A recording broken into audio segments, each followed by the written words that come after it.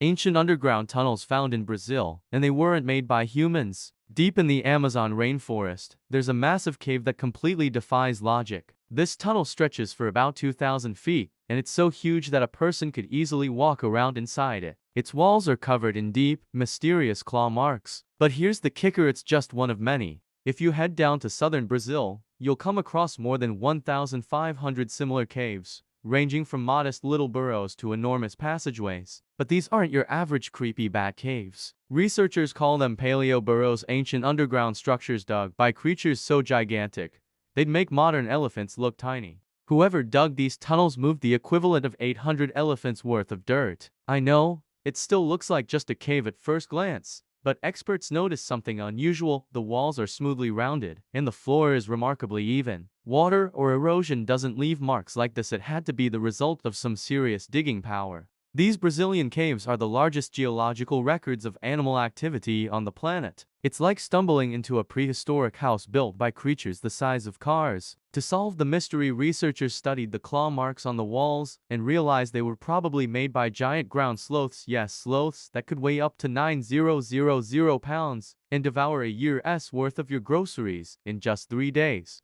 And despite their size, they weren't solo diggers. They likely worked in groups to carve out tunnels this long. Scientists believe several sloths shared and dug the same burrow together. Even giant armadillos may have pitched in, since they were insanely skilled diggers and lived there too. But here's the big question. Why on earth would giant sloths or armadillos need a 2,000-foot underground hideout? Good question. Scientists aren't totally sure. It doesn't make sense that they dug these tunnels just to escape predators after all. The caves were big enough for a saber-toothed tiger to stroll right in. Unless they had some kind of prehistoric security system, that theory doesn't really add up. The best guess: climate. Back then, things were colder and drier, and giant sloths thrived during the shifts between cool and warm periods. Their huge bodies usually helped regulate temperature, but extreme climate swings may have forced them to take shelter underground. Just like modern sloths, the giant ones probably struggled to keep their body heat steady. Going underground would have been a great way to protect their young and save energy.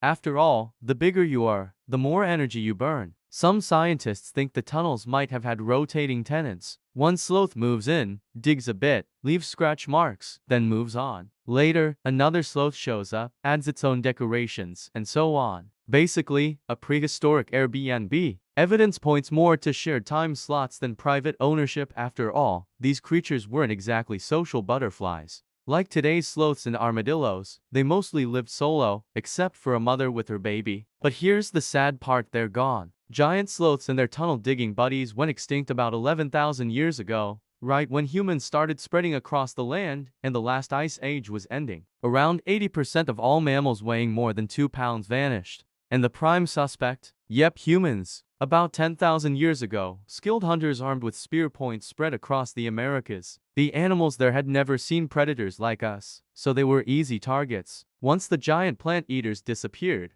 the big carnivores soon followed because they had nothing left to eat. But hunting wasn't the only problem. Early humans probably disrupted ecosystems in other ways, making survival harder for the giants. And then there's another suspect: climate change. Around the same time, Earth's temperature jumped from freezing cold to just mildly cold, about 46 F on average, wiping out certain plants. And if plants disappear, so do the animals that eat them, like our giant sloth friends. Most scientists now think both humans and climate change played a role, depending on the region. Either way, it was the perfect storm that ended the age of giants. Turns out, being huge isn't always an advantage. Giant animals usually live longer and reproduce slowly, which makes them vulnerable when disaster strikes. And once they vanish, it takes forever for new ones to evolve. After the dinosaurs died out, for example, it took 15 million years before new giant mammals appeared. The last extinction 1,200 years ago just wasn't long enough for new beasts to evolve.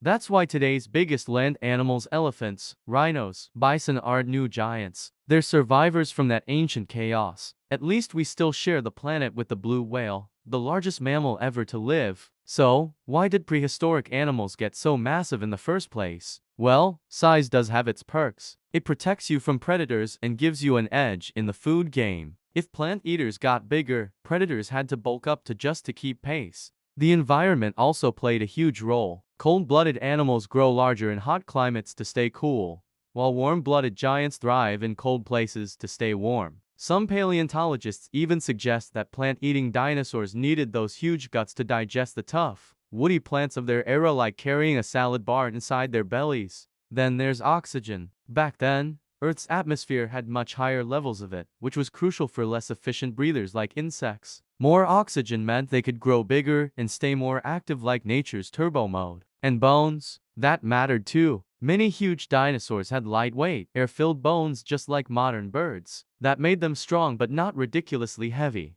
letting them grow huge without collapsing under their own weight. Those air sacs also helped cool their bodies, which is essential when you're basically a walking furnace of muscle. Modern mammals, though, are limited by gravity and biology. Bigger bodies need stronger hearts, lungs, and blood pressure just to function. That's also why whales beat dinosaurs in size. The ocean acts as a natural support system, with buoyancy carrying all that weight. That's how blue whales can hit a jaw-dropping 330,000 pounds without turning into pancakes. On land, that size would be a death sentence. So no, ancient giants weren't just weird nature flukes. They were the perfect mix of air, food, physics, and environment all working in their favor. It's kind of sad that giant sloths, the master engineers of nature, are gone. But honestly, it saved us from sharing the planet with crow-sized insects or millipedes stretching 6 feet long. Yikes. Now excuse me while I go appreciate modern sloths, small, slow, and thankfully incapable of remodeling the planet or giving me bug-related nightmares.